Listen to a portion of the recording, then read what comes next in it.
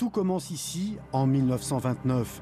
Entre Cannes et Mandelieu, un industriel, Étienne Romano, monte un hangar afin d'y construire des hydravions pour l'armée française. C'est la personne qui a osé un jour venir s'installer ici pour construire une usine en mobilisant les bonnes personnes et, comme vous pouvez le voir, à être capable de sortir une usine en bord de mer délivrant des hydravions.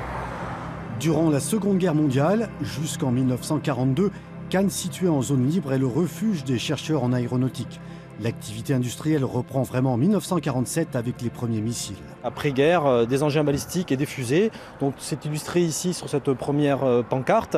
Et vous y voyez quelque chose d'intéressant parce qu'aujourd'hui on a fait la transformation, ce qu'on appelle l'usine du futur. Ici à Cannes, vous avez des robots, du big data, de l'intelligence artificielle dans notre outil de production. Et à contrario, à l'époque ce que c'était, c'est déjà très intéressant de regarder ce centre de contrôle et ces planches à dessin qui permettaient à l'époque déjà de réaliser des objets qui partaient dans l'espace.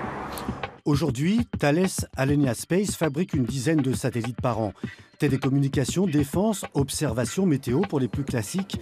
À cela s'ajoutent des projets futuristes comme la mission ExoMars, une sonde robotisée envoyée sur la planète Mars l'année prochaine. Pourquoi? Pour aller chercher des preuves, s'il en existe, de vie qui aurait pu se développer au tout début de l'existence de la planète Mars, dont on pense qu'elle ressemblait un peu à la Terre.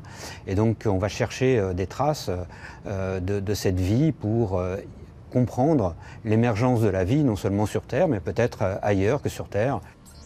1929-2019, durant 90 ans, des milliers de scientifiques ont rêvé et travaillé ici, des étoiles plein les yeux, faisant de Cannes l'une des villes phares de la recherche spatiale internationale.